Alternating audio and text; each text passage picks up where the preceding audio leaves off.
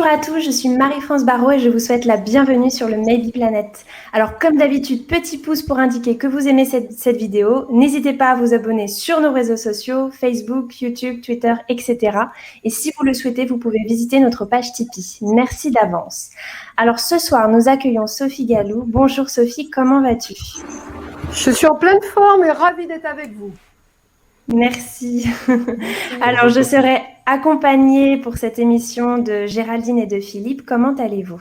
Bonjour, ça va très bien, merci. Bonjour. Merci Marie-France, Merci. ça va très bien. Alors, dans le dernier épisode d'Au cœur de la quantique, saison 2, épisode 4, nous avons introduit la notion des thérapies quantiques. Et nous avons décidé de pousser un petit peu plus loin le sujet ce soir en interviewant aujourd'hui une thérapeute en mémoire cellulaire.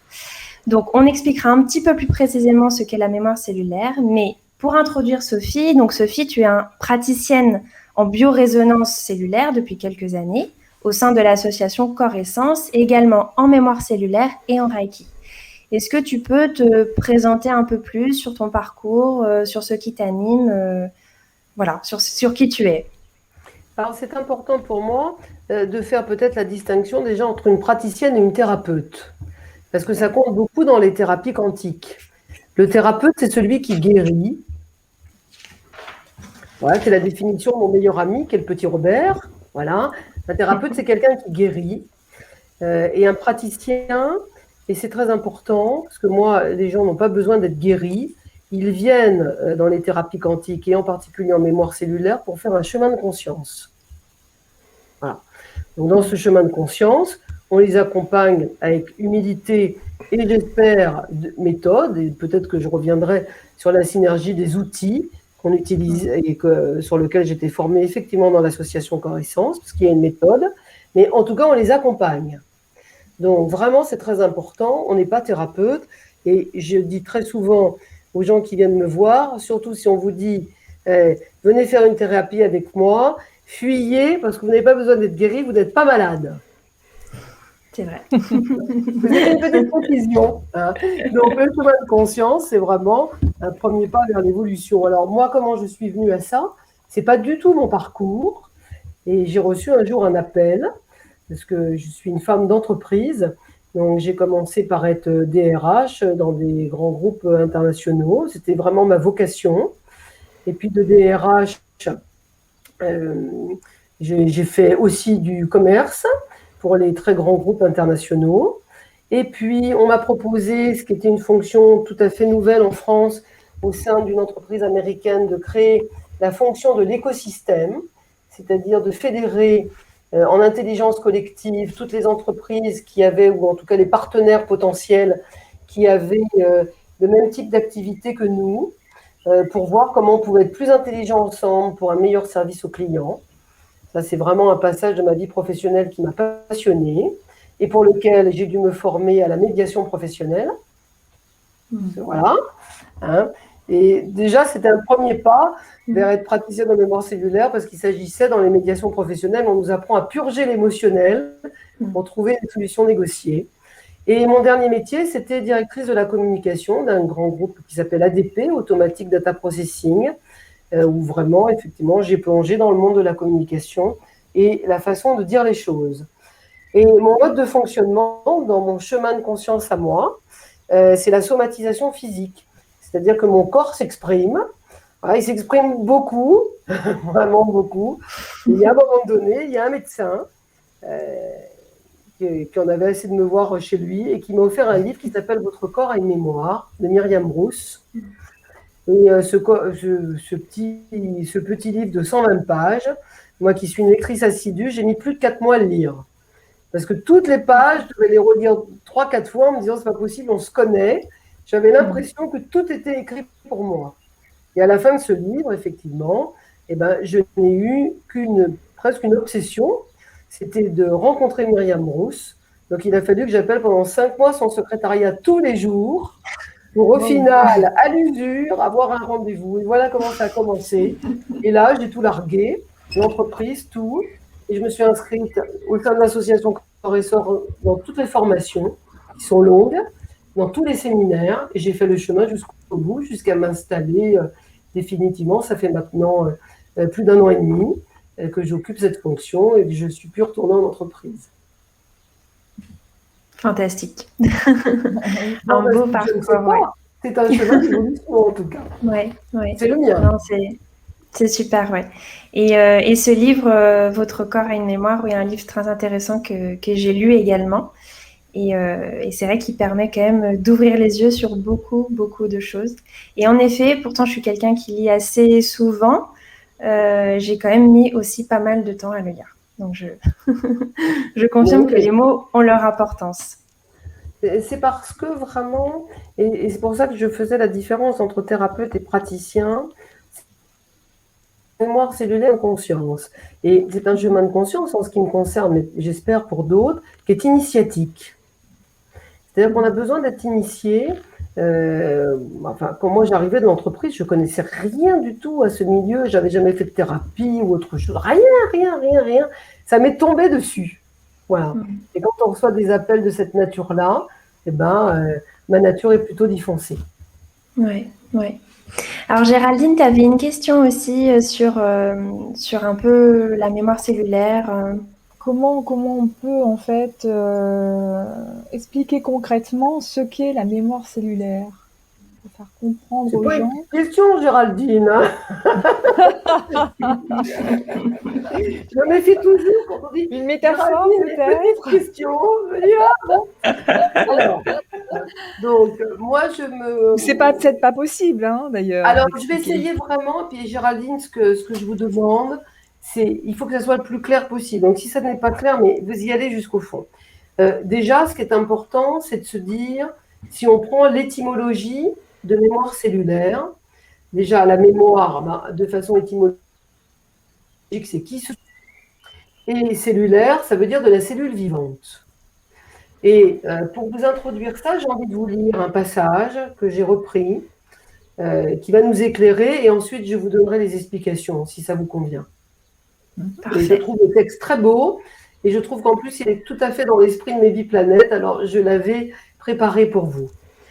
Existe-t-il dans ce corps humain un ressort, un levier qui permettra de changer nos conditions terrestres, comme il y a 3 millions d'années, une première vibration de pensée a préparé Einstein et le Boeing 747. Quelle vibration? Où dans le corps? Se pourrait-il que la matière première du monde, la cellule, recèle un pouvoir de conscience ou un mode vibratoire qui rende caduques tous nos moyens cérébraux et nos artifices sans issue? Un mental des cellules qui nous ouvrira de nouvelles sources d'énergie, de nouveaux moyens de communication, un nouveau pouvoir de manipuler la matière, une biologie nouvelle et une conscience nouvelle qui permettront d'affronter le défi d'une espèce en voie d'autodestruction. Telle est l'incroyable découverte de Sri Aurobindo et de Mer dans les cellules du corps, à l'heure où la Terre s'asphyxie. Car le salut est physique, disait Mer, au moment de frapper à la dernière porte du corps. Donc c'est Saprem, qui est un disciple de Mer et Sri Aurobindo, qui ont inventé le concept de mémoire cellulaire, qui a écrit ce texte que je trouvais très introductif. Alors, la mémoire cellulaire, Géraldine, pour vous répondre, la finalité de la mémoire cellulaire, c'est de considérer par rapport à plusieurs autres théories que le passage est dans le corps. C'est-à-dire que pour trouver le chemin de son esprit, passer par le corps. Le corps, c'est votre véhicule terrestre. Et j'insiste souvent que pour vraiment rentrer en mémoire cellulaire, il faut faire le saut quantique entre j'ai un corps et je suis en corps. Parce que ce qu'on recherche, c'est l'unité corps-âme-esprit. Et si j'ai un corps, c'est que je dissocie forcément ce corps de mon âme et de mon esprit. Et d'ailleurs, je fais porter lourd, parce qu'on fait souvent subir à notre corps ce qu'on n'oserait même pas faire subir à notre propre voiture. Et donc le saut quantique, je suis en corps, et de se dire que ce corps, effectivement, est notre véhicule terrestre, ça permet d'arriver à la finalité de la mémoire cellulaire, qui est de vous faire descendre dans votre corps en passant différentes couches. Donc, on va imaginer ensemble que votre corps est un bocal avec un couvercle. Le couvercle, c'est nos mortelles habitudes. On en a plein. Hein, on en a plein et elles peuvent être pour les sauter, ces mortelles habitudes, c'est pas si simple. Hein, parce que si pour me réveiller le matin, j'ai absolument besoin d'un café et que de toute façon, sans café, je ne peux rien faire, ça devient peut-être même une addiction. Donc peut-être qu'elle est mortelle, cette habitude de prendre un café du matin, je ne sais pas. Ensuite, dans les différentes couches, vous allez passer dans une couche qui est très intéressante, qui s'appelle le mental physique. Le mental physique, c'est je pense. Moi, Sophie, je pense. Voilà ce qui m'arrive, je pense que c'est ci, je pense que c'est ça. Donc, c'est toute notre analyse mentale. On est très, très fort dans nos sociétés contemporaines pour penser. Et cette couche est assez facile à passer, mais néanmoins, elle constitue notre zone de protection contre la souffrance. Donc, on constate en mémoire cellulaire, plus on descend dans le corps, si à un moment donné, vraiment c'est trop douloureux, les gens vont remonter dans le mental physique, dans le mental intellectuel, excusez-moi. Deuxième couche, c'est le mental émotionnel. Voilà. Et je pleure, je ris, je suis en colère, tout ce qu'on peut connaître dans les émotions primaires. Ensuite, ce qui nous intéresse, nous, beaucoup, c'est ce qu'on appelle la troisième couche, c'est le mental sensoriel. Alors ça nous intéresse beaucoup parce qu'autour de la mémoire cellulaire, il y a un concept clé qui s'appelle le projet-sens. Le projet-sens, c'est les 18 mois avant votre naissance incluse. Et dans ces 18 mois-là, et j'ai suffisamment de recul pour vous dire, c'est toujours vérifié, se trouve votre blessure fondamentale. Quel est le sens de votre venue sur Terre? L'homme est un être spirituel qui est venu faire une expérience dans la matière. C'est pas moi qui l'ai dit, mais c'est Teilhard de Chardin, un ecclésiastique du XVe siècle. Et c'est ça. Et donc, ça nous intéresse particulièrement, ce projet sens. Donc, il y a 9 mois avant votre conception, de votre conception à votre naissance incluse. Donc, 9 mois avant votre conception, vous n'êtes pas dans la matière.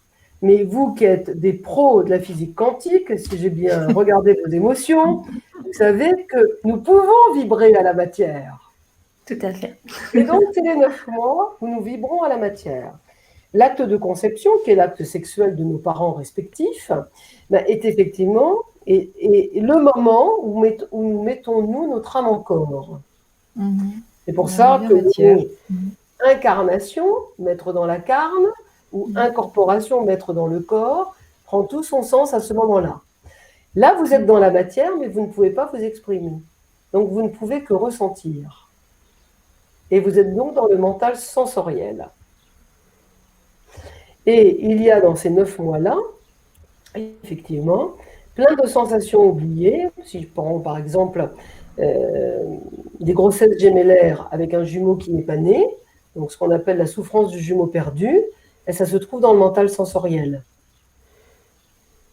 Mais c'est tellement douloureux, votre corps s'en souvient, mais c'est tellement douloureux pour vous que vous le gérez depuis votre mental intellectuel. Parce que vous avez une souffrance, mais vous ne savez pas les mots. Après, quand vous avez bien descendu dans votre mental sensoriel, on arrive devant un mur. Ouh, il est gros le mur, parfois. Et là, c'est toutes les résistances pour aller chercher votre boîte noire, votre blessure fondamentale, celle qu'il faut transformer pour vraiment donner du sens à votre vie. Et bien, c'est ça qu'on fait en mémoire cellulaire. C'est un long chemin. Vous emmenez jusqu'à votre blessure initiale pour opérer dans le corps un double mouvement, c'est-à-dire vraiment la connaissance de cette blessure fondamentale que vous êtes venu transformer, et opérer un mouvement contraire pour que vous puissiez prendre le chemin de votre esprit dans vraiment la conscience de ce que vous êtes. Et c'est un beau chemin. C'est difficile parfois, mais c'est un beau chemin. Vraiment beau, ouais. Non, mais ça peut prendre du temps, ça dépend les gens. Parce que descendre corps, c'est vraiment pas si simple. Et donc, il faut ôter toutes les zones de résistance. Mais la mémoire cellulaire, c'est très important. On a 4 mots. C'est voir. Donc, se voir étant. C'est OK. Je me vois devant le mur, hein. J'ai pas envie de le passer. Ça m'est arrivé, ça fait pas si longtemps, sur un sujet qui m'était personnel. Aucune envie de passer le mur, hein. Ouh là là, j'étais dans ma petite zone de confort. D'aller en dessous, j'avais pas envie. C'est OK, je me vois, je l'accepte. Et ensuite, je transforme. Donc, ce voir étant, c'est-à-dire vraiment mettre de la conscience sur la façon dont je fais, c'est la possibilité d'enlever chez vous et chez tout le monde ces schémas répétitifs. Parce que de ce projet sens, on a engrammé un petit caillou qui nous fait faire plein de schémas répétitifs. Alors, il y a plein de schémas répétitifs différents. Moi, je vous ai dit que c'était la somatisation physique. Mais il y en a d'autres, c'est l'impossibilité d'avoir des enfants.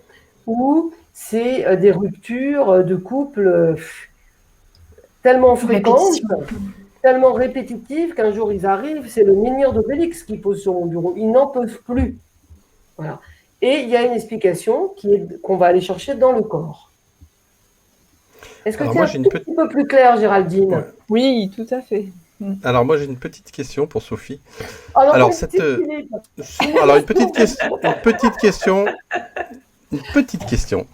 Donc cette blessure originelle, est-ce qu'on pourrait imaginer qu'en fait elle ne serait pas dans cette incarnation-là, mais dans une autre incarnation qui soit passée ou même future, puisque on sait que le passé, le présent, le futur, tout ça. C'est moi qui ai conseillé à Marie-France de lire un livre remarquable qui s'appelait Le souvenir du futur. Alors là, vous me faites plaisir. Néanmoins, Philippe, oui. Mais ce que j'ai vraiment aimé dans la mémoire cellulaire, c'est que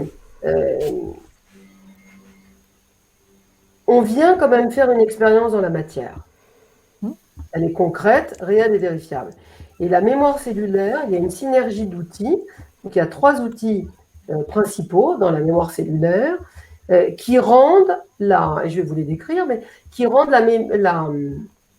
la méthode réelle, concrète et vérifiable. C'est-à-dire ce que vous allez faire. Alors, il y a un des outils qui s'appelle la grille de vie, qui effectivement nous fait noter sur une grille l'ensemble des événements de notre vie. Et peu importe que ça vienne d'une autre vie, comme vous dites, c'est-à-dire de notre continuum de conscience. Nous, on appelle ça le continuum de conscience. Que ça soit karmique, etc.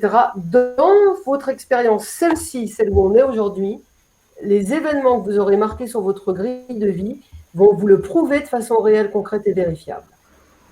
Alors moi, je suis spécialisée en mémoire cellulaire dans le transgénérationnel, donc dans tout ce qui est les lignées, donc je m'intéresse énormément à l'épigénétique, par exemple.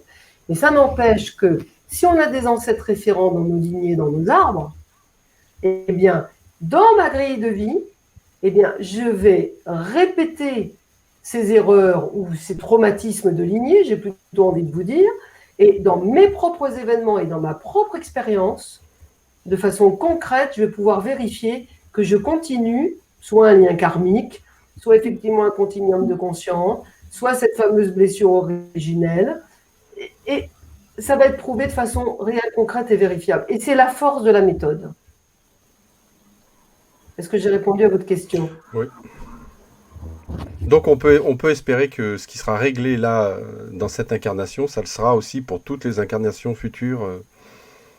Non, en tout cas, la façon de voir, c'est vraiment pour nous, ce qui est clé au niveau de la mémoire cellulaire, c'est le continuum de conscience. Donc, le continuum de conscience, ça nous permet, et donc la référence, ça nous permet d'évoluer dans les stades de la conscience évolutive. C'est-à-dire que si on vient faire des expériences dans la matière, chaque expérience dans la matière doit nous permettre effectivement d'évoluer à un stade supérieur de conscience, jusqu'au stade ultime, voilà. Alors, dans combien de vies, j'en sais rien, et jusqu'au stade ultime. Et donc on vient, et c'est pour ça que c'est intéressant que ça soit dans le projet sens, parce que si je rends cet inconscient biologique cellulaire, qui est le projet sens, qui est le projet que vos parents ont voulu donner à votre vie, à votre existence, que ce soit un projet ou un non-projet.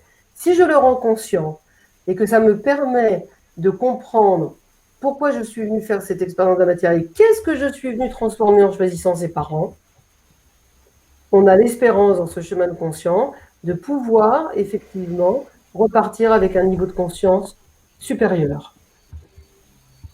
D'accord. Mais si on ne connaît pas sa lignée, ça ne pose pas de soucis? Alors, moi, ma maman a été abandonnée à la naissance. Voilà.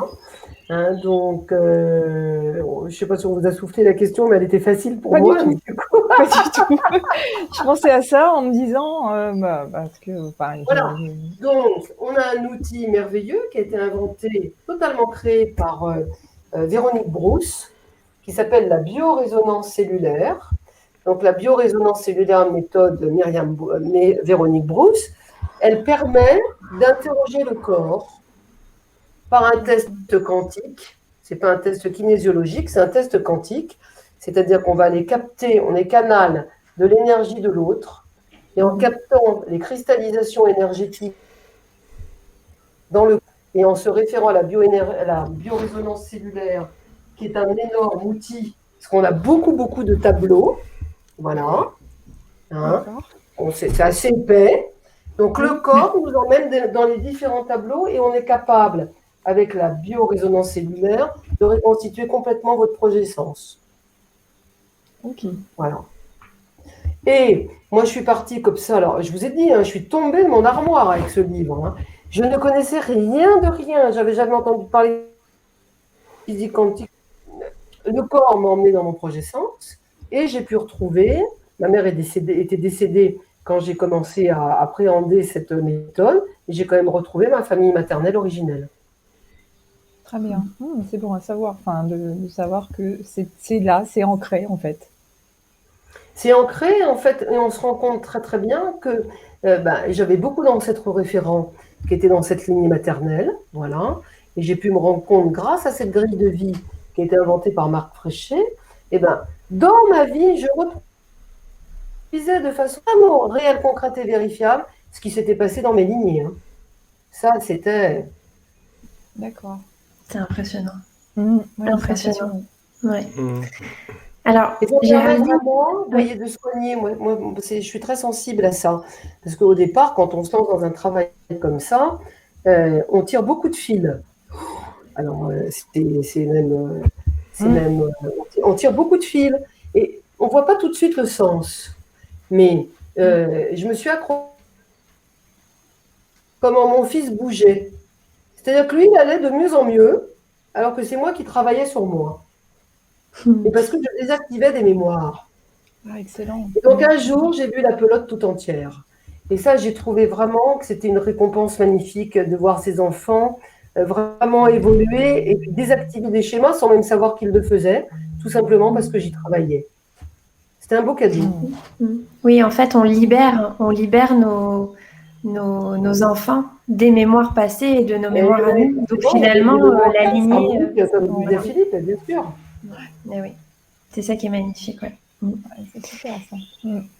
Et Géraldine, oui, tu avais une question aussi sur les séances aussi. Oui, en fait, comment se déroule une séance? Alors, donc, comme je vous l'ai dit, on fait les séances.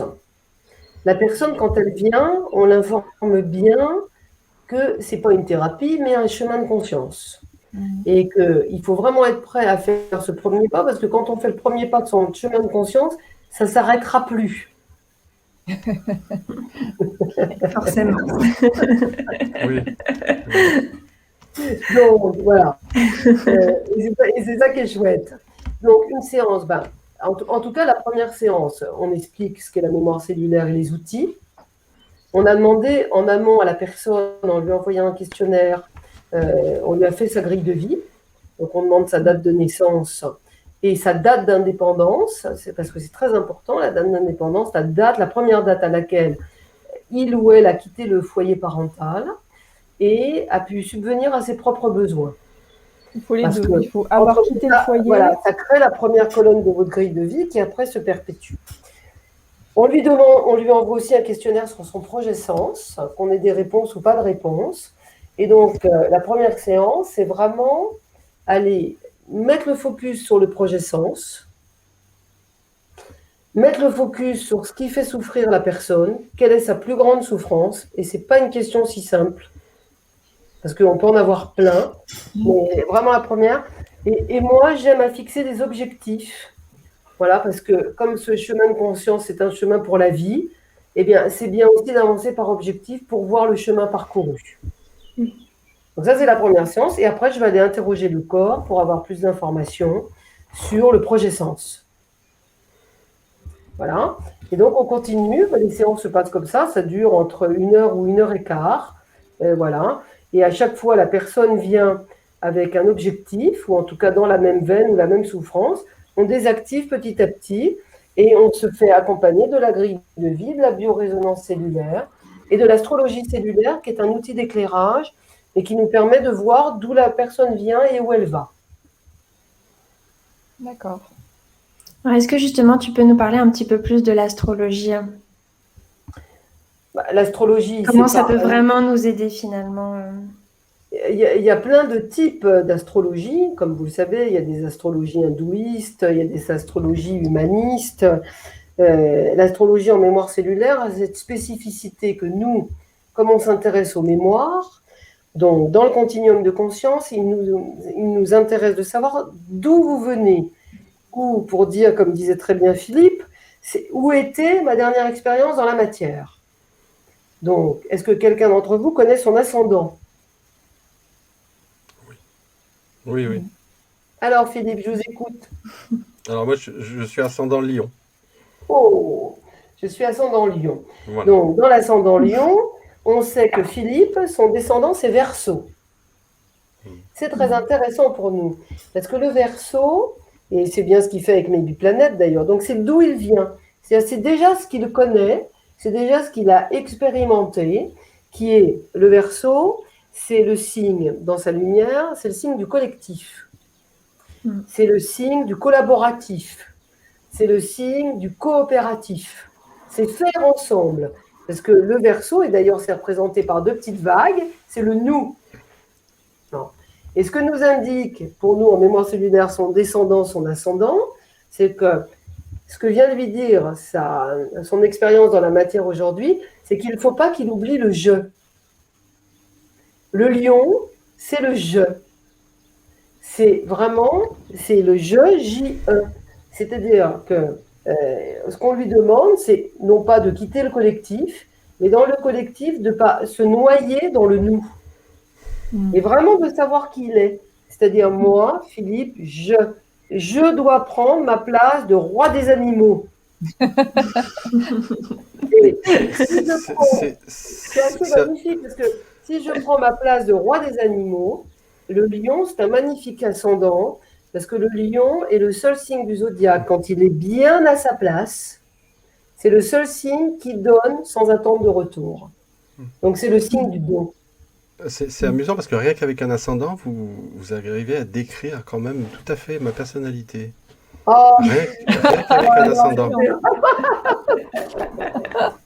Et c'est vrai aussi que je ne vis pas du tout mon lion en fait. C'est ça. C'est ce qu'on m'a toujours dit. Vraiment, c'est un très bel axe de vie, ça, parce que ça veut dire que le chemin de conscience de Philippe, c'est vraiment d'identifier son ADN, c'est le collectif. Il aime ça, il connaît ça, il trempe de là, il va avoir plein de projets collaboratifs, coopératifs, mais dans son chemin de conscience, est-ce que je fais attention à mes propres besoins? Est-ce que le collectif ne prend pas sur mes besoins personnels? Quels sont mes besoins? Quelles sont mes valeurs? Et comment je peux affirmer mon je? C'est passionnant, hein? Alors attendez. Alors il y a ça. Sûr, hein. Voilà. Dans votre thème, vous avez quelque chose que moi j'adore qui est Neptune. Donc Neptune, tout le monde sait que c'est le dieu de la mer, mais c'est surtout ce qui indique ce que j'emmène de mes lignées dans cette expérience. C'est-à-dire Neptune, c'est notre transgénérationnel. Donc c'est ce qui est caché sous l'eau. Voilà. Donc ce qui est caché sous l'eau et qu'il faut porter en conscience, c'est-à-dire qu'il faut emmener Neptune au-dessus de l'eau. Tout veut dire des choses. Hein. Je pourrais vous parler de Chiron, qui en mythologie est l'animal blessé, donc qui montre où est votre blessure de l'âme. Dans un thème, pour regarder un thème, vous avez déjà, quand la personne arrive, vous en savez déjà beaucoup. Oui. Ah oui, en effet. Et alors, j'ai une petite question aussi, Sophie. Ah non, pas une petite. Encore une alors, petite. pardon. Encore À une la petite. fin, on va pouvoir avoir une question. À la fin, il n'y aura jamais de vraies questions finalement. Donc, j'ai une question. Ah, c'est bien. Voilà. Donc voilà, bon, les séances, donc tu nous as dit comment ça se déroulait. Donc les séances, elles se font en présentiel, mais est-ce que tu peux faire ça aussi à distance? Et comment ça se passe? Philippe l'a très bien dit, hein, il n'y a pas d'espace, il n'y a pas de temps. Hein, donc cette notion, c'est une construction de l'esprit. Donc énergétiquement, là, je pourrais tous vous tester.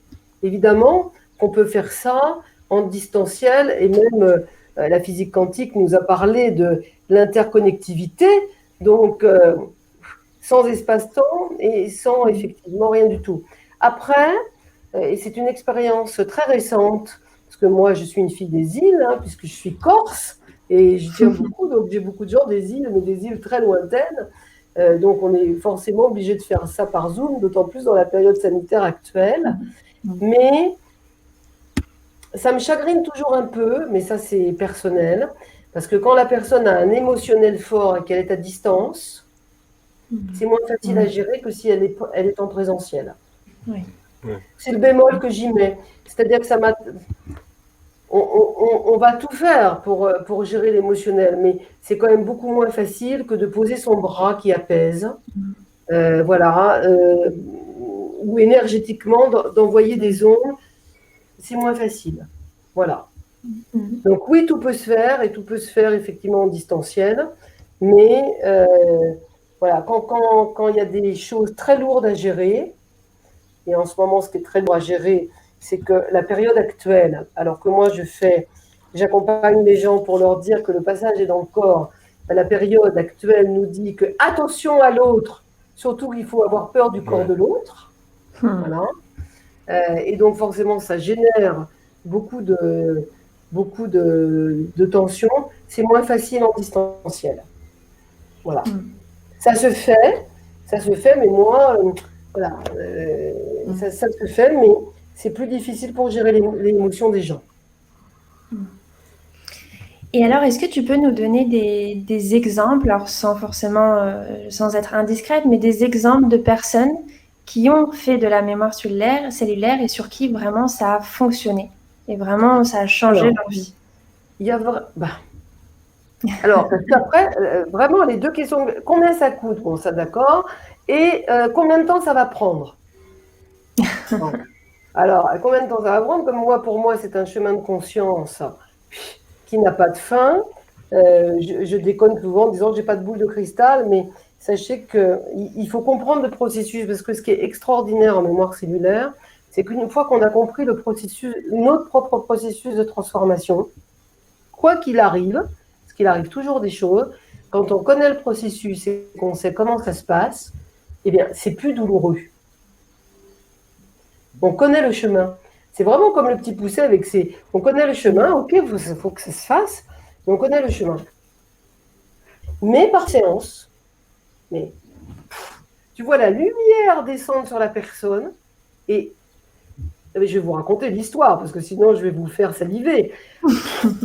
Ça lui tombe dessus, c'était l'info qui lui manquait depuis toujours. Je rencontre donc une seule fois, un jeune homme de 33 ans, voilà, dont je ne nommerai évidemment pas le prénom, malheureux comme les pierres. Alors je lui dis, quelle est ta plus grande souffrance? Il me dit, je ne prends aucun temps pour moi, parce que si je me pose, je pleurerai toutes les larmes de mon corps. Donc, je ne trouve pas de sens à ma vie. J'ai beau chercher, j'ai pas de sens. Alors bon, donc voilà, ça arrive comme ça, tiens, une séance, Géraldine, ça peut commencer comme ça. D'accord. Et donc moi, nous, vraiment, mémoire cellulaire, c'est toujours ce qu'on dit dans l'association Corissant, on est des chercheurs de sens. La mémoire cellulaire, c'est faire les liens. Donc on est chercheurs de sens. Alors je lui dis, mais qu'est-ce que tu fais comme travail? Moi, mon travail, je suis chef d'entreprise, je restaure l'écosystème des rivières. Ah. Donc là, la petite praticienne en mémoire cellulaire, la rivière, tout de suite, je fais une connexion avec ce qu'on appelle le fleuve du Lété. Je ne sais pas si vous savez ce que c'est, le fleuve du Lété.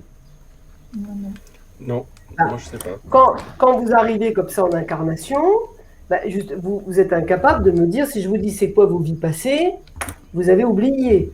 Parce que pour Oui. venir faire l'expérience dans la matière, eh bien, il y a le fleuve du Lété, qui est une très belle signification.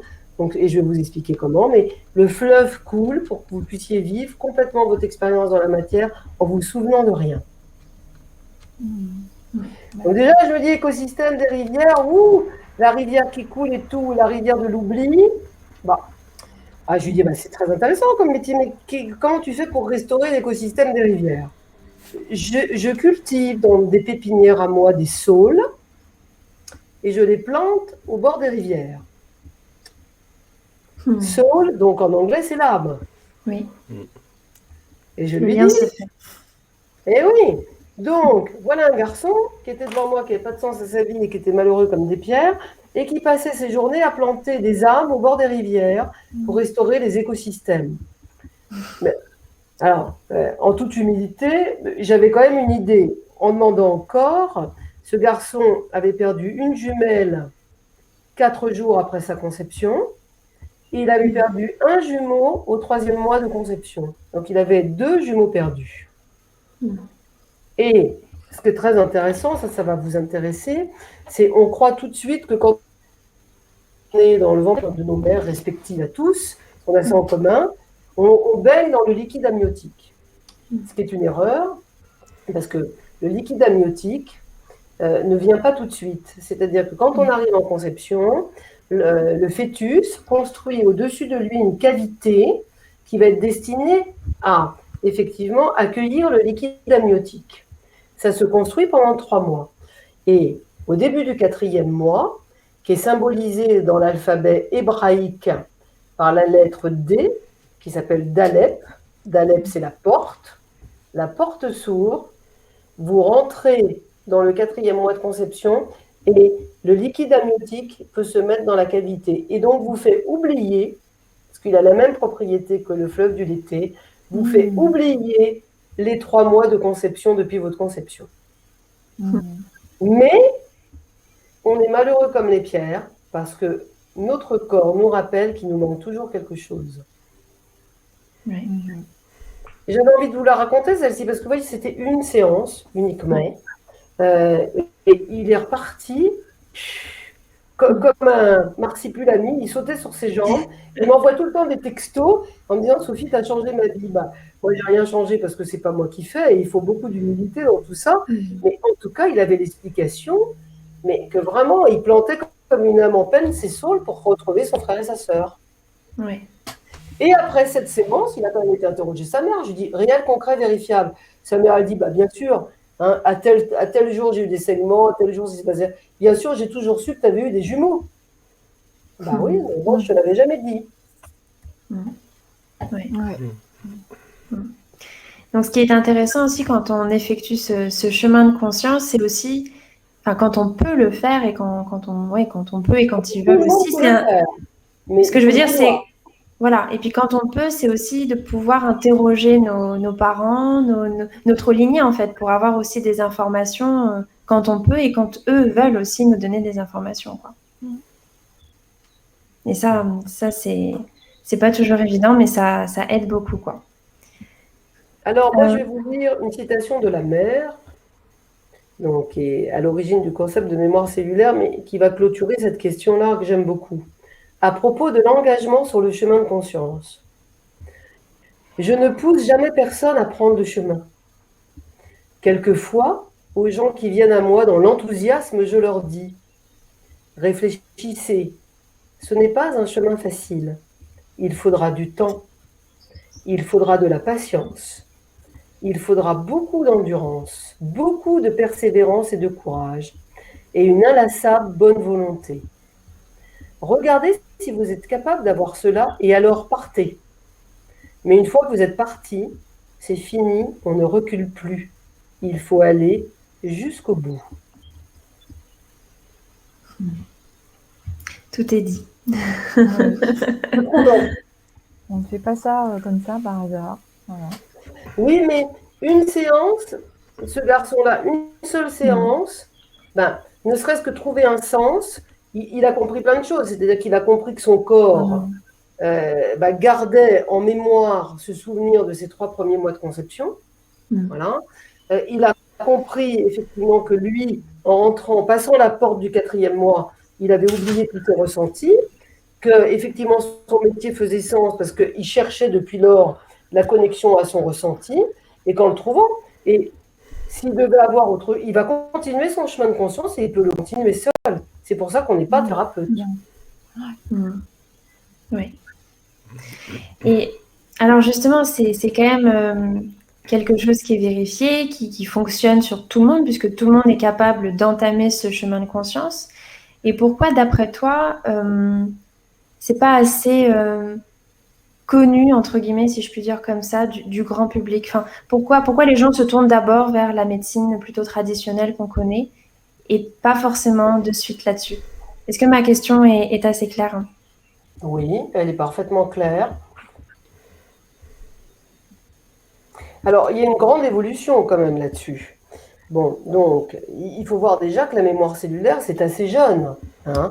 Donc, parce que effectivement, Sri Aurobindo est décédé dans les années 60 et Mer dans les années 75. Et donc, Myriam Bru, qui effectivement a été totalement initiée au concept de Mer et Sri Aurobindo, elle a commencé à créer la méthode il y a 40 ans. Donc, elle a créé la méthode pour pouvoir permettre de descendre dans le corps avec les enseignements en 40 ans. Alors, si en plus le temps n'existe pas, c'est rien du tout.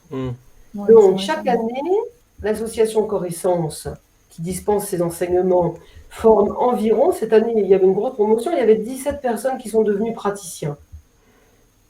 Voilà. Mais il faut aller au bout. Tu vois, c'est long. C'est vraiment 3 ans de formation intense. Il y a beaucoup de séminaires parce que personne n'est admis à être praticien en mémoire cellulaire si on n'a pas fait le chemin. On ne peut pas accompagner quelqu'un dans sa souffrance si soi-même, on n'a pas fait le chemin. C'est pas vrai. Donc, tu vois, il y a eu 17 personnes, effectivement, qui ont été accueillies par l'équipe dirigeante de l'association Coressence. Ben, on est débordés. C'est-à-dire, il faut pas, mais il y a beaucoup de gens qui viennent vers la mémoire cellulaire.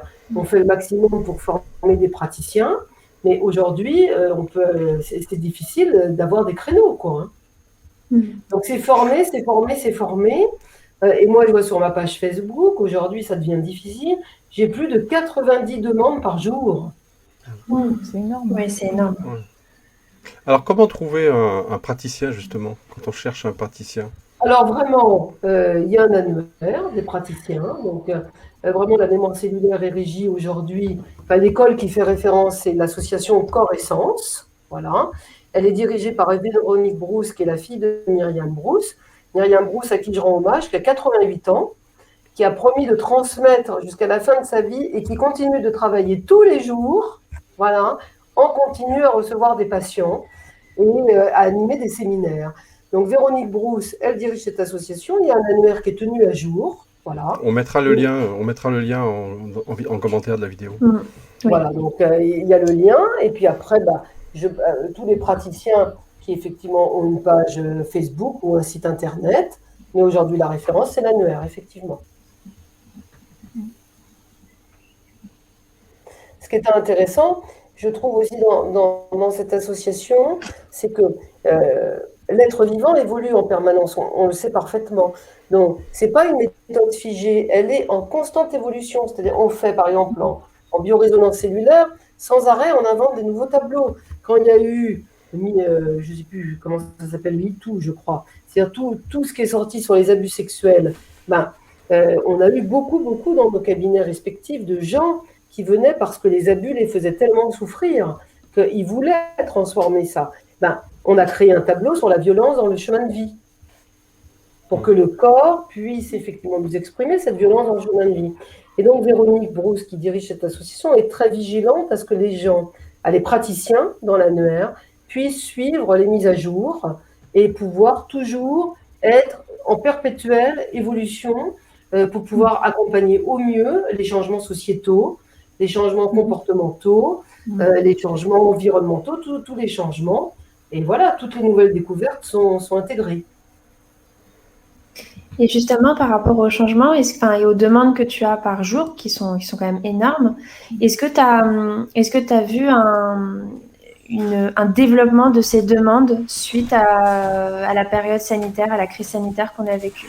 Ou est-ce que c'est est-ce que ça évolue de façon régulière? Non. À Ouais. mon sens, ça n'a rien à voir avec la période qu'on vit, parce que la période, il faut bien comprendre, il y a des gens qui souffrent du manque de contact social, clairement, mais il y en a d'autres, effectivement, pour qui c'est très bénéfique. Parce que le rapport au monde, se montrer au monde, ça peut être aussi énergisant qu'énergivore. Il y a des gens vraiment, être dans une foule, être dans un groupe, être dans une matrice, c'est une souffrance innommable. Donc eux, ils disent vraiment merci à la période sanitaire parce que bon, moi je suis confinée, pas besoin de sortir. On m'a dit que je ne pouvais pas sortir. Donc pour eux, la période est bonne. Et il y en a d'autres qui effectivement sont beaucoup plus à l'aise, et ça c'est la fonction paternelle, hein, parce que la fonction paternelle, c'est effectivement de prendre l'enfant par la main pour lui montrer le monde. Et bien à cette période-là, ces gens-là qui ont été effectivement accompagnés dans cette fonction paternelle pour découvrir le monde, eux, ils souffrent beaucoup plus. Donc j'ai envie de te dire 50-50. Ouais. Alors, Géraldine, je sais que tu avais une question aussi sur les cicatrices. Ah, je sais pas si ça... Oui. Les armes, les blessures karmiques. C'est ça. C'est ça? Bien sûr. Parce que voilà, est-ce que la présence d'une cicatrice importante ou pas, peut-être, je sais pas, sur un corps peut générer donc une modification de la résonance, par exemple? Ou pas? Je sais pas. J'ai eu un problème de son. Géraldine, peut-être que la liaison était moins bonne. Est-ce que vous auriez la gentillesse de répéter votre question? Alors, je me demandais si la présence d'une cicatrice sur le corps joue un rôle, en fait, peut aussi créer une modification de la résonance, par exemple, ou pas? Non, non. Ça Parce n'a que pas la biorésonance, je vous ai dit que c'était effectivement un test quantique. Oui. Donc, c'est vraiment, on va chercher la vibration dans le Peu corps. importe le corps, en fait. Voilà. On va chercher la vibration et donc on va chercher, nous, les cristallisations énergétiques. Donc, si la cicatrice qui est apparente, effectivement, a créé une cristallisation énergétique, alors oui, le corps va nous le dire. Voilà. D'accord. Mais si effectivement c'est juste une cicatrice apparente, mais qu'elle n'a pas modifié votre circuit énergétique, on n'aura pas forcément de résonance. D'accord, mais Par ça contre, peut, ça peut. La façon de poser les objectifs est fascinante parce que cette cicatrice, moi ce qui va m'intéresser, quelqu'un qui a une cicatrice, c'est le symbolisme de la cicatrice. Oui. Oui, forcément. Qu'est-ce que ça vient dire? C'est-à-dire que de voir cette cicatrice sur mon corps, de façon symbolique, qu'est-ce que ça m'évoque? Et là, vous allez tomber, effectivement, vraiment dans une souffrance beaucoup plus profonde. Et là, vous allez tomber dans la vraie souffrance, dans la vraie mémoire du corps. D'accord. Donc, l'objectif que je poserai, c'est que vient me dire cette cicatrice? De quoi j'ai besoin de cicatriser? Profondément. Alors moi, j'aime beaucoup, et je me suis formée au décodage biologique des maladies. Bien, forcément, je vous ai dit que je faisais de la somatisation physique, donc le mal-à-dire m'a beaucoup intéressée. Voilà. Et donc, en fonction d'où est situé l'organe sur le corps, une cicatrice au ventre, c'est pas du tout pareil qu'une cicatrice dans le dos. Ça ne veut pas dire la même chose. Tout à fait, mais c'est une cicatrice qui pourrait être qui est causée, si c'est une cicatrice qui est causée par un élément extérieur et pas une cicatrice causée par une maladie. Oui, mais quand même néanmoins, ce qu'il faut que vous, faut vraiment être habité que il y a donc forcément, si c'est quelqu'un qui a un coup de couteau, par exemple, si vous par exemple, la plaie extérieure, c'est-à-dire qu'on a un cerveau conscient et on a un cerveau inconscient. Le cerveau inconscient, c'est un super ordinateur comme vous n'aurez jamais. Il a une seule fonction, il a encodé depuis bien longtemps tous les traumatismes et toute leur guérison. Parce que le cerveau inconscient, il a une fonction, c'est vous faire vivre le plus longtemps possible.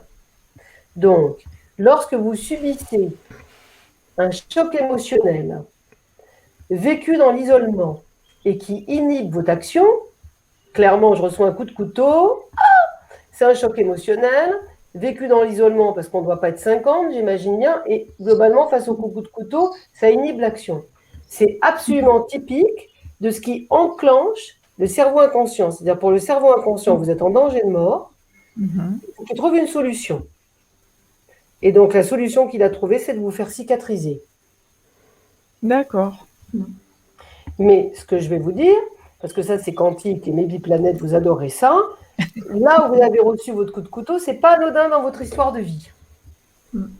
L'organe dans lequel vous l'avez reçu, c'est pas anodin. Mais je peux vous assurer que je pourrais. Là, jusqu'à minuit, je vous en raconte. Mais du coup, on pourrait peut-être imaginer, je ne sais pas si par exemple on a un problème au poumon, que c'est parce que dans une incarnation, on a eu une blessure au poumon, une balle au poumon, et que, voilà, que le corps s'en souvient et nous le rappelle. Oui, oui et non. Donc là, ce dont vous parlez, qui est très à la mode aujourd'hui, c'est ce qu'on appelle les blessures karmiques par les armes. Bon. Et il y a effectivement des gens qui font des soins pour guérir des armes karmiques. Mais moi, ce qui va m'intéresser, c'est que si vous venez avec ça, c'est parce qu'il y a quelque chose dans votre continuum de conscience que vous n'avez pas encore intégré et que vous venez une nouvelle fois transformer dans la matière. Donc, le poumon, ça reste quand même l'organe de la tristesse. C'est-à-dire que toutes les atteintes au poumon sont effectivement la cause profonde est liée à une tristesse. Voilà. Alors, qu'il y ait eu en plus une arme ou pas une arme, l'émotion de tristesse reste. Et qu'est-ce qui n'a pas été réglé au niveau de la tristesse? Quel est le deuil que je n'ai pas fait?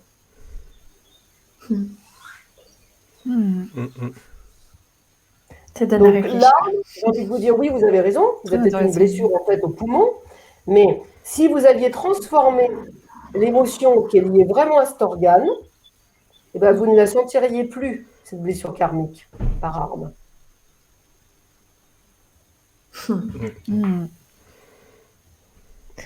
C'est passionnant. Oui, c'est On passionnant. en parler pendant des heures. Ouais. C'est vrai. Ça vous C'est vrai, c'est passionne. passionnant. Ouais. Moi, j'adore ça. Non, c'est vrai, c'est passionnant. Je suis sûre que j'ai plein de choses à apprendre. Et puis quand on commence dedans, mais comme disait Sophie, c'est jamais terminé. Faut être sûr, par contre, de bien vouloir commencer. Parce qu'on ne peut pas s'arrêter. C'est pas qu'on peut pas s'arrêter, je pense. Enfin, Sophie, tu me reprends si je me trompe, mais c'est que c'est en continu. Je veux dire, c'est un besoin, quoi. C'est un besoin profond d'en savoir plus et puis d'aller plus loin, d'aller plus profond, et puis ouais, c'est le corps s'exprime, continue à s'exprimer au début et après et encore, et je pense que c'est profond, quoi. C'est un besoin finalement. C'est un besoin. Moi, je pense, Géraldine, pour répondre à votre question, que vraiment, quand les gens viennent pour la première fois, c'est qu'ils ne peuvent plus. D'accord. Voilà. Quand moi, le médecin m'a donné le livre, j'en étais à je ne sais pas combien d'hospitalisations. On avait ras la casquette. Voilà. Il y a un moment donné, il y a un truc, je vous ai dit, hein, ça commence par un petit caillou dans la chaussure, le schéma répétitif, puis ça grossit, ça grossit. Et après, il y a le menhir d'Obélix. Bon, quand on est au menhir d'Obélix, en fait, quand on en est au menhir d'Obélix, eh bien, on ne se pose plus la question. Oui, bah oui, on y va. Ouais. Voilà. Mais ce que j'entends surtout dans votre question à vous, parce que ça transpire, c'est la peur. C'est que vous avez peur de ce que vous allez découvrir. Certainement. Oui. Donc, avant de se lancer là-dessus, c'est bien de peser, parce que c'est intéressant aussi. Moi, j'ai de plus en plus de jeunes qui viennent, mais jeunes, hein. J'en ai une de 18 ans, elle me pose des questions, mais je me dis, mon Dieu, oh là là, on est tellement évolué, elle me fait bosser, quoi. Hein. Elle a des questions extraordinaires. Bon. Et elle veut comprendre beaucoup le sens. Mais avant, quelle est la pesée? C'est-à-dire, si j'enlevais cette peur de souffrir, parce que je vais apprendre des choses, est-ce que j'irai mieux ou est-ce que j'irai pas mieux? C'est ça qui vous fera sauter le pas ou pas. Oui, c'est ça. Et puis j'ai un autre aussi. C'est l'équilibre. Vous savez pas votre ascendant, vous, Géraldine? Eh ben alors, on m'a dit une fois Capricorne, et après, par rapport à leur naissance, le signe qui suit, je sais pas c'est quoi, après Capricorne. La Capricorne, c'est facile, c'est le signe le plus froid du zodiaque, donc c'est le mois de janvier, c'est le signe de l'hiver, et donc derrière, c'est le Verseau. Et ben voilà, donc on m'a dit que j'étais Capricorne, et après on m'a dit que j'étais Verseau, parce que je suis la moitié. Enfin, Non, ça, voilà c'est ce qu'on m'a dit, compliqué. donc je sais pas quel est mon... Donc, non, ça, il faut avoir l'heure précise de naissance et on ne peut pas être entre deux signes, hein, ça, c'est pas possible. Ça n'existe pas, ça. Non. Non, moi, je... Donc, si vous êtes Capricorne, Verseau, bah, vous êtes l'inverse de Philippe. Hein, donc, ça, c'est chouette. Comme ça, vous pouvez avoir une parfaite complémentarité. Hein, voilà. Donc, vous, c'est abandonner le jeu pour aller plus dans le collectif, le collaboratif, le nous et les projets ensemble. Donc, c'est bien. Vous savez, si c'était Et ça. Capricorne, c'est quoi? vous- Excusez-moi. Ah, le Capricorne, c'est magnifique. Le Capricorne, c'est la structure. C'est-à-dire que chaque signe astrologique a un organe. Le Capricorne, c'est la colonne vertébrale. Donc, aller vers le Capricorne, c'est vraiment pouvoir se mettre debout. C'est l'homme debout, le Capricorne. C'est l'ermite. C'est celui qui a trouvé sa spiritualité intérieure. Okay. Mais pour trouver sa spiritualité intérieure, pour pouvoir être soi, vraiment, et complètement soi, ce qui est juste pour vous, le juste cadre pour vous, ce qui vous correspond, bah, ça veut dire qu'il faut se départir de votre descendant, qui est le Cancer, et le Cancer, c'est le signe de la famille. Donc, ça veut dire c'est mon père en plus, c'est le signe de mon père. Ah, Cancer. Vous êtes plutôt Capricorne, vous. Voilà, donc c'est vraiment la pesée, c'est ça. Si j'ai une émotion qui est la peur de découvrir quelque chose, eh ben, il faut être juste avec soi. C'est-à-dire, quand le temps viendra, le temps viendra. Voilà. Oui. Il faut que ce temps soit juste pour vous. Oui. Alors Sophie, moi je pensais à certaines maladies qui sont très liées au psychique. Je pense par exemple au psoriasis, à la sclérose en plaques, etc. Donc comment est-ce que vous pensez que ça peut apporter quelque chose, qu'on peut arriver à se sortir de ça par ces techniques? Alors moi c'est très simple, je suis mariée à un médecin, allopathe. Voilà. Et ce que je dis bien, c'est attention, c'est on ne se substitue en rien à la médecine allopathique. Attention. Mais ce que ça va permettre, c'est de mettre du sens. Parce que le psoriasis, vous voyez, vous entendez psychique, mais moi, ce que j'entends de le psoriasis, c'est quelque chose qui touche l'épiderme. Hein? Donc, ça veut dire que je fais du psoriasis parce que c'est épidermique. Et le psoriasis, ça nous parle, par exemple, ce qui est à l'origine du psoriasis, c'est la séparation. Et la première séparation originelle, c'est avec la mère quand je me donne naissance. Donc, tous les gens qui ont du psoriasis, de l'eczéma, puisque ça touche la couche supérieure, c'est-à-dire l'épiderme, c'est que on va aller voir dans le projet Sens comment a été vécue la séparation à la mère. Et vous verrez que dans le schéma répétitif des gens, se séparer de quelque chose, ou faire les deuils. J'en ai beaucoup des gens qui ont du psoriasis et de l'eczéma. C'est tous pareil. C'est vraiment au moment de me donner naissance, quand il faut que je me sépare. Alors, je me sépare de beaucoup de choses.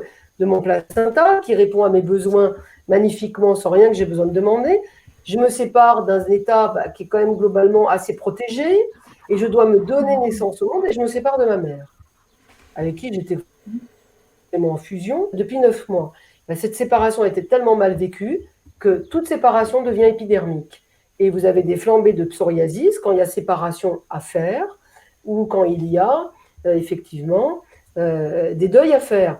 Alors moi, je ne vais pas guérir le psoriasis, mais on va essayer de trouver le sens tel que je viens de vous le donner et d'aller voir dans la grille de vie, effectivement, les poussées de psoriasis et gérer les séparations et demander au corps qu'est-ce qu'on peut faire pour que la personne aille, que toute séparation est amour, que toute séparation est transformation, comment elle peut transformer chez elle ce traumatisme de la séparation. Mais en rien, je vais me substituer au dermatologue et surtout pas. Oui, bien sûr. Mais là, c'est vrai qu'on parle sur des maladies, je dirais, où la médecine classique, on n'y peut rien, quoi, parce que c'est souvent des personnes qui ont tout essayé, absolument tout. Je vois très bien ce que vous voulez dire. Mm. Après, Mais on nous, peut tout nous à fait faire les vraiment, alors deux là, choses parallèlement. c'est-à-dire, je vous ai dit, on est chercheurs de sens. C'est-à-dire, quand les Mm. personnes font du lien, moi j'ai une maladie, par exemple, aujourd'hui, vous voyez, et vraiment, je fais 100% confiance à la médecine allopathique. Là-dessus, j'ai une maladie du péritoine.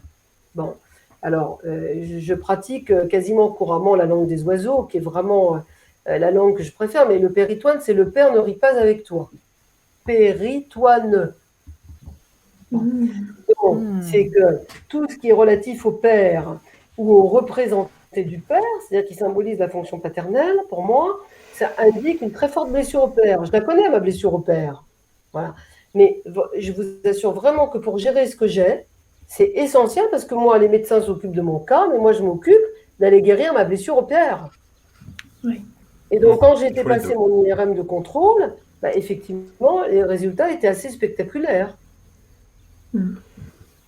Parce que les deux, Oui, c'est c'est vraiment les deux, c'est mettre le sens et ensemble. pouvoir guérir ces blessures profondes. Et mais ce qui est, et moi, je fais une confiance 100% à la médecine et je ne me substituerai jamais. Mais par contre, aider à mettre du sens, c'est important. Oui, c'est sûr. J'ai répondu, Philippe? Oui. Et du coup, Sophie, bon, là, on arrive sur l'heure, même si, en ce qui me concerne, on pourrait en parler pendant des heures. Coquine, elle est coquine. Non, elle est passionnée, ma Marie-France. Mais j'avais une question enfin, large, entre guillemets. Comment tu vois un peu les grands défis de l'humanité? Enfin, comment est-ce que tu penses que les consciences vont évoluer? Est-ce que vraiment on va atteindre une... Est-ce que tu penses au fait qu'on pourrait atteindre une sorte de conscience collective qui nous permettrait vraiment d'évoluer, de passer un cap, etc. J'ai beaucoup d'espérance là-dessus. Alors, moi, j'ai pas de boule de cristal et je suis vraiment, tu sais, je m'attache beaucoup à faire ma petite part de colibri. Mais je vois quand même, enfin, cette crise, elle est très intéressante sur le coronavirus. Le coronavirus, c'est la couronne. Bon. Et la couronne, dans ce qu'on appelle les chakras, la couronne, c'est le 7e chakra. Hein. Donc, c'est le chakra de la couronne, le chakra coronal. Le chakra coronal, c'est effectivement tout ce qu'on appelle l'énergie céleste. C'est-à-dire le chakra coronal, s'il est bien ouvert, ton chakra coronal, ça te permet vraiment de te connecter au cosmos. Or, c'est une crise là.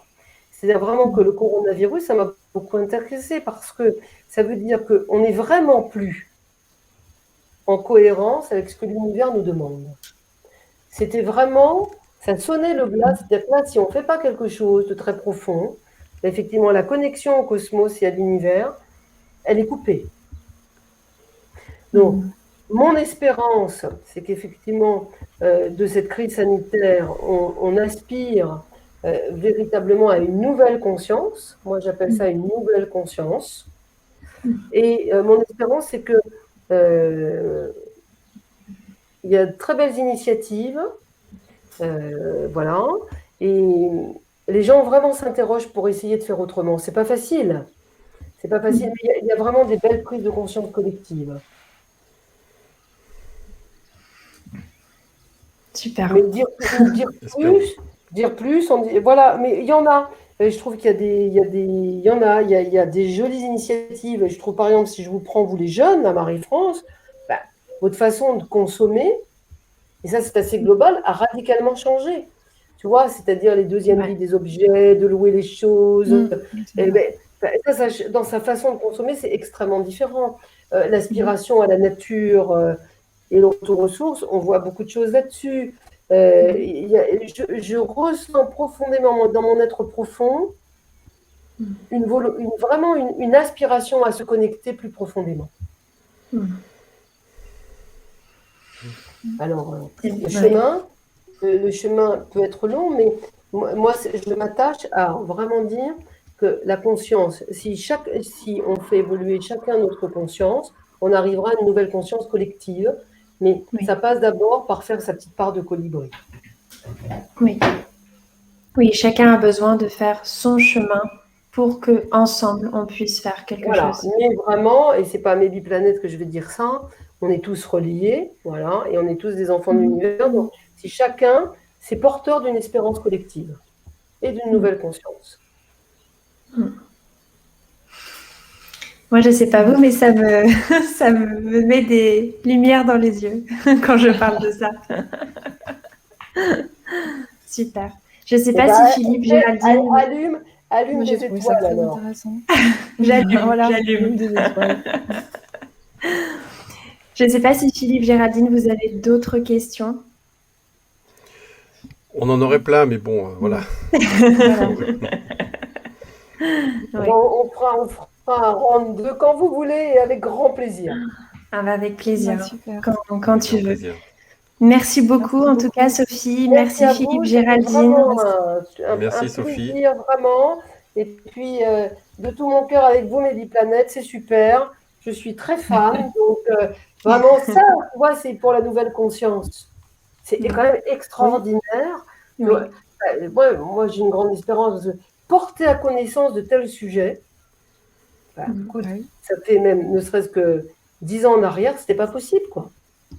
Oui, c'est Et vrai. de C'est vrai, porter c'est à vrai. connaissance comme ça, tu Ouais. vois, chacun vient y prendre ce qu'il veut. Et C'est ça. j'aime bien me lever le matin en imaginant que le monde tel qu'il est aujourd'hui est une énorme palette où chacun a sa couleur et que, voilà, que mélanger tout ça, ça fera une magnifique couleur pour la nouvelle conscience de l'humanité. C'est vraiment mon souhait profond. D'accord. Et je vous souhaite Merci, une belle Sophie. continuité. Merci Voilà. beaucoup. Merci à tous et à très bientôt. Merci. Au revoir. Namasté, comme on dit.